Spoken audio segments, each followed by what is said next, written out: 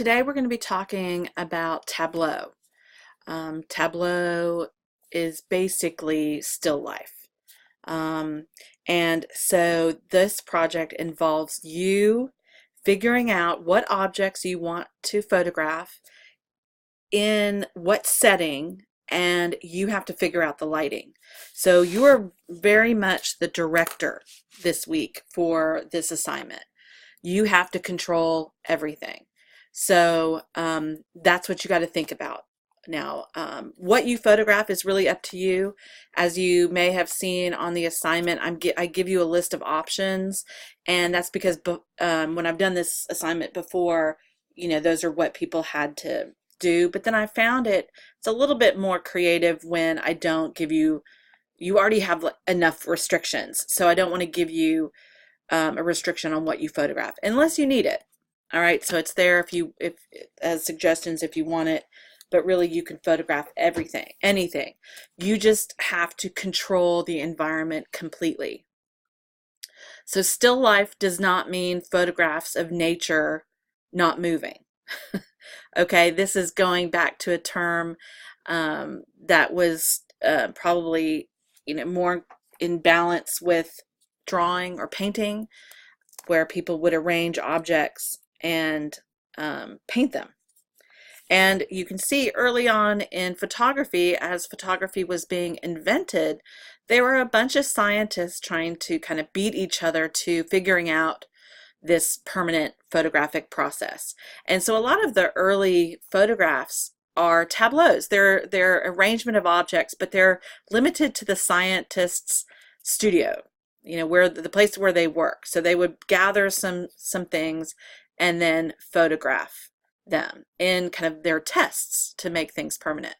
And Daguerre was one of the very early photographers, and he invented a process called daguerreotype, which you may have heard of. Anyway, so his arrangements tended towards the exotic fruits, varying textures, varying shapes and values that he would kind of put together and then photograph. And so, it's just an arrangement of objects. So I'm pretty sure here he's using natural light, but then I get this question from that. The reason I guess natural light is because it's a rather smooth transition of light. It's not giving us any harsh shadows. And so I think he's just using available light. Again, taking different varying shaped objects, fruits, glass and porcelain, things like that, to accentuate the different nature of the objects. All right, so that's kind of an early still life. Jan Groover is a feminist artist, and she uses her kitchen sink quite a bit. The light that comes in through her kitchen sink was really nice. I think it was north facing, so you don't get any real direct sunlight. And she photographs metal objects as well as other things. And she chose the kitchen, these silverware, things like that kind of have to do with domesticity, and kind of fighting against that. But she also did bring in varying textures and things like that. I will tell you, metal photographs beautifully, particularly in black and white. But you can see here this warmness of the sunset, really kind of setting this apart. And she's really thinking about her composition and balance and things like that. Also using whatever she has on hand. I don't think you need to make a special trip to the grocery store or anything like that to come up with things to photograph. This one is probably one of my favorites of hers. I don't know why. It looks like a pair of scissors, maybe a knife, a wrench, a spoon, and an onion skin. I think it's the onion skin that does it for me. Matthew Carden, I shared a link to his work. It's really quite fun. He takes these little tiny people. It came from a turn of the century, or no, I'm sorry, a mid-century game that people would buy these and build a little town, and it came with these tiny people. So he just is repurposing these cleaning ladies, and here they're cleaning a pair. And he's got wit to him. Here the firemen are working on the hot wings, right? I mean, that's just tongue-in-cheek. It's just kind of great. Great depth of field, you know, to kind of remove any sense of what's beyond the buffalo wings. These skiers are skiing on sprinkles. These, what are they called? Oh my gosh. They are axemen. No, they're, you know, they cut down trees. I can't think of the term, but here they are cutting chocolate. Farmers on a head of broccoli. Just fun. Street workers breaking up pea pods. And then brilliant businessman on a computer. Of course, in the, you know, mid-century, computers were but a dream. Now, this artist creates these places in homes, and it's really kind of her dealing with her obsessive compulsive nature and her need to be perfect. And I just think that we all have these tendencies, and I can really relate to some of these photographs. I mean, these are wine corks lined up on this shelf, or at least I think they're wine corks. But look how perfect they are. You know, if one is out of place, you know, what's going to happen? And this is, you know, a stack of paper where you're trying to write the perfect letter, or you're trying to write the perfect resume, the perfect novel, you know, whatever it is, and how many drafts you have to go through, and how uncertain we are about what we're doing. And again, that nervous kind of quality comes through with all that paper. This one is a little bit more difficult for me to interpret. I think it's because I'm not sure what's in the cloud on the mattress. I have pets, so I see them as pets, but it could also be bugs and things like that that you worry about while you're sleeping. This next one, though, I can identify more with. And the things that go through your mind as you're trying to fall asleep. This is something that, you know, I happen to do almost every night. Things, oh, I forgot to do something, all that stuff. This really resonates with me. Maybe you too. Maybe that will give you an idea of how you want to interpret this. Now, you can use as much or as little of Photoshop as you want. While I'm sure she did use actual eggs, maybe 6 dozen or so, I don't think she bought hundreds, maybe even thousands. I think she probably cloned them. She maybe even rearranged the eggs in different groups and photographed them and then kind of put them together. But this idea of how do you get to the chair without, you know, breaking a few eggs? How do you get to where you want to be without breaking some eggs? Does that infer clients or friendships, work ethics? I mean, what does that imply? But I love this idea, this challenge and the stress. This is being a wallflower. If you haven't heard of that term before, it's not standing out in a crowd. It's the opposite of that. It's blending in so much with the wall, being a wallflower. You're on the edge of the activity instead of being in the middle and making the scene or whatever. And again, this goes to, you know, anxiety issues for sure. Okay, so we're going to look at some more images, but I also want to talk about equipment. And you guys have all been on eBay and other things. You can buy a setup like this with this kind of small backdrop and the 3 lights for around 50 bucks, maybe even less than that. The idea though, and I don't encourage you to buy something, but this idea of how to set up a product shot is very accurate. You need a neutral backdrop. And if you notice in here, the paper does not have a fold in it. it's actually on a curve, even though this stand does have an edge. You can see the corner right there. So you would not close this with the paper inside of it. So that's how you prevent the weird kind of horizon line. But you also have two lights set at about 45 degrees from the object that you're shooting. And then you have a third light if that just hits the backdrop kind of around here that will erase any shadows that these two lights might create. Now this is more my scale, you know, where you kind of rig something up. This looks like a laundry hamper, and then desk lights doing the rest of the work. And the sheet is there to kind of diffuse the light. But this is, you know, this is one way you can set up a shoot.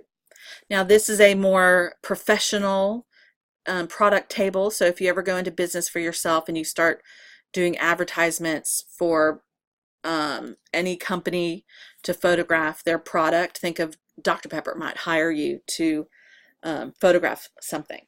A table like this would come in handy.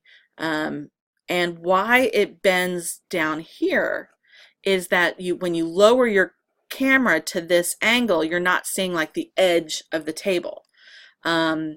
I collect cameras, so one summer I decided I was going to document all the cameras, and I used butcher block paper, and I just rigged this up. I taped the top to the wall, I put it across a credenza I had, and I let it roll off the front, so it wasn't, and I put it right next to a window, and that was my natural light, and I had this nice neutral backdrop. Okay, so you can get ideas of how to shoot things by some of these products instead of having to purchase them. This product is meant for photographing three-dimensional objects. So people who do ceramics, sculpture, smaller sculptures, things like that, you can take this outdoors, put your item in there and photograph it pretty much anywhere. And a system like this is probably, again, it's probably under $50. So these are the type of shots you get with that. You have no oh my God, distracting.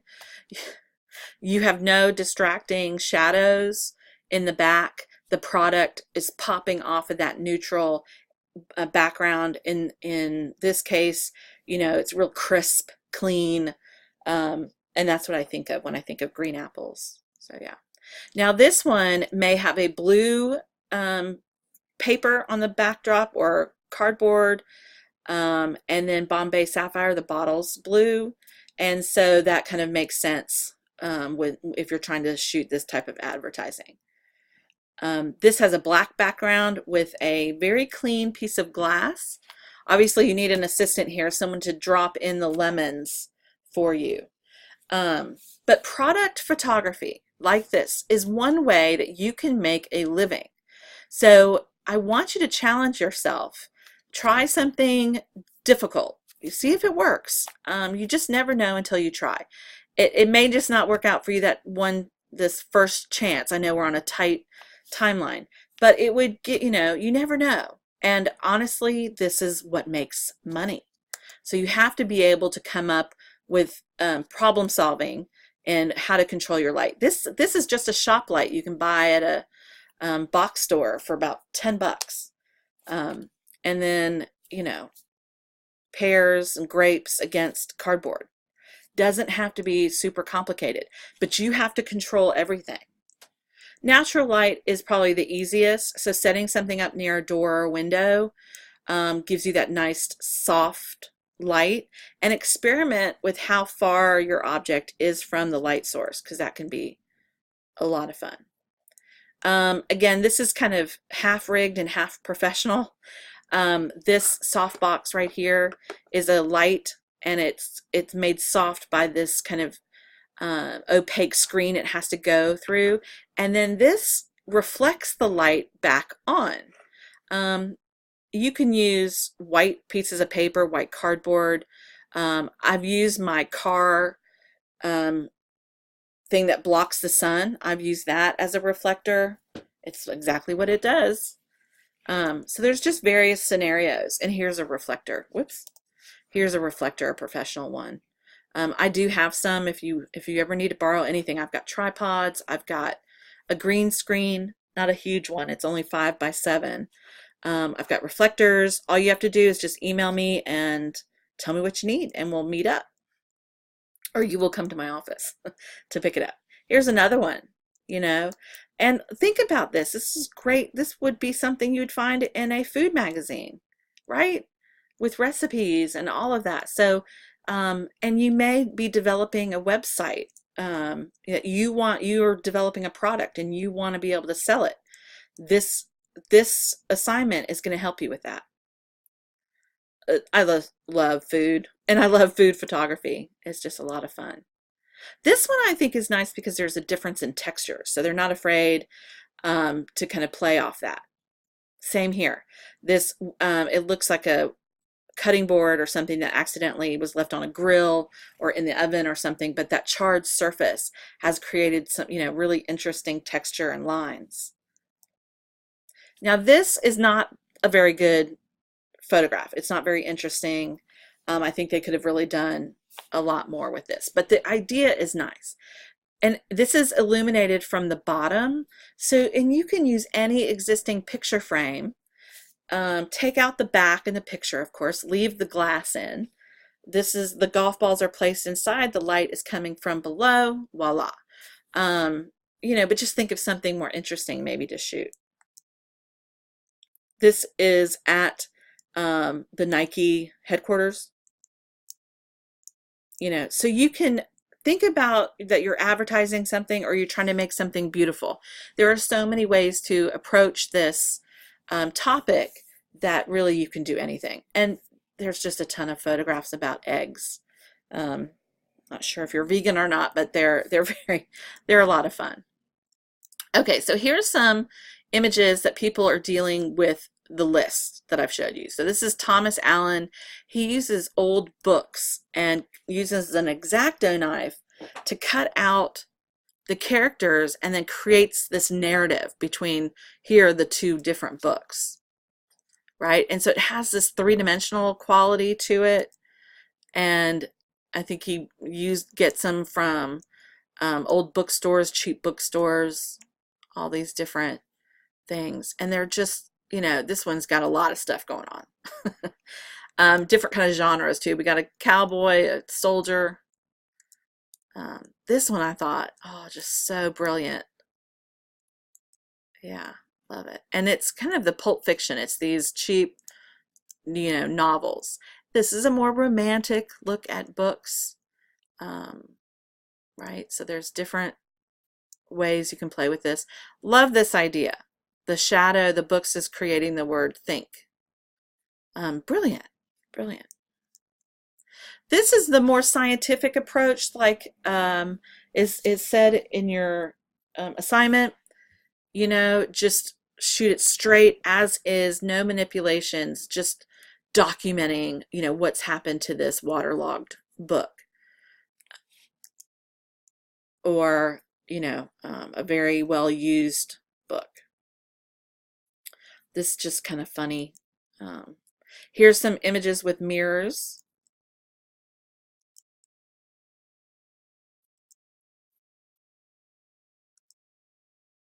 You can use as much or as little as Photoshop as you want. This one feels very Photoshopped and it's a little bit off, I think. And I probably would have Photoshopped those power lines out too. This one, Eric Johansson, this is dangerous, but also brilliant. And he cut up this big mirror and created this scenario where the ocean or the lake or whatever it is looks like it's drying and breaking into pieces of glass. I think this is just really creative. And sometimes the most difficult ideas are the most creative. I just think it's really lovely. Here, trees were just wrapped in like a tinfoil type of material. So it looks like the horizon is, or something is cutting through these trees.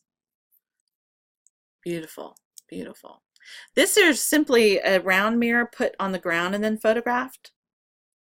again, it's so simple, but just really kind of interesting. And the juxtaposition between seeing the sky and seeing the ground at the same time. What are we looking at? It starts to kind of confuse our sense of space. And I think it's just really quite engaging.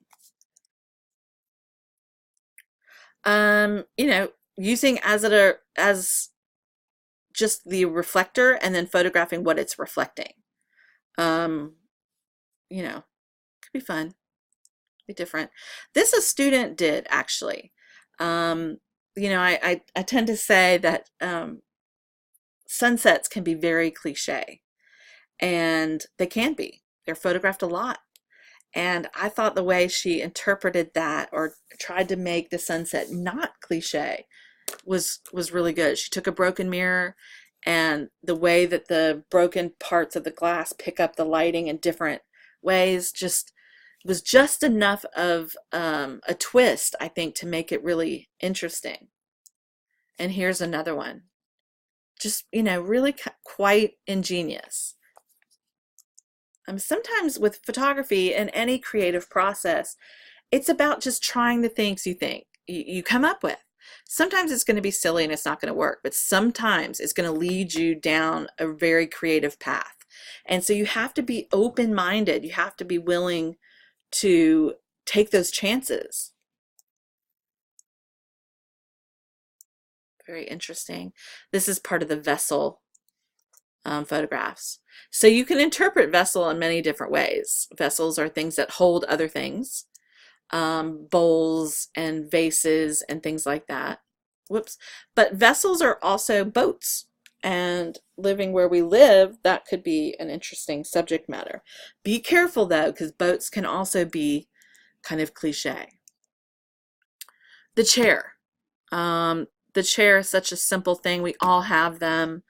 And they seem kind of boring at first, but once you start thinking about what you can do them, where you can take the chair, how you photograph it, what's happening to the chair, is someone sitting in it,